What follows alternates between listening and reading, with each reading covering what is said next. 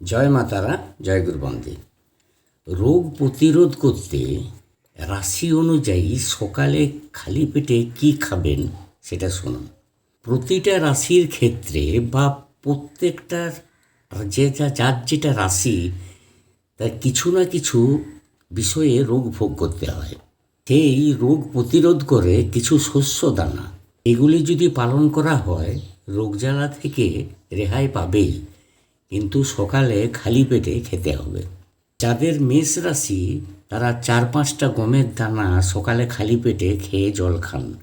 যাদের বৃষ রাশি 5টা আতপ চাল চিবিয়ে খেয়ে জল খান। মিথুন রাশির ক্ষেত্রে সিদ্ধ চাল 5টি। কর্কট রাশির ক্ষেত্রে আতপ চাল 5টি। সিংহ রাশি যাদের মুগ ডাল 5টা। যাদের কন্যা রাশি কালো তিল 5টা। তুলা রাশি জবের দানা 5টা খেতে হবে। বৃশ্চিক রাশির ক্ষেত্রে মাস কলাই 5টি। ধনু রাশির ক্ষেত্রে সন্দব লবণ অল্প। যাদের মকর রাশি দূর্বা ঘাস 3টি। কুম্ভ রাশির ক্ষেত্রে দূর্বা 3টি।